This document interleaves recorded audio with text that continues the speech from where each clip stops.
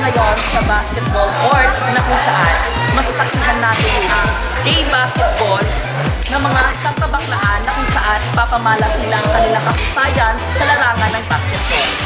And here are the guidelines.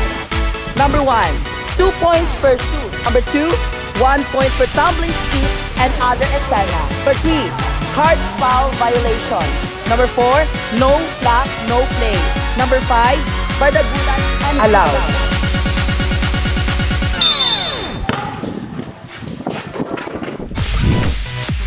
Gusto niyo ba ng mega sayang kulitan?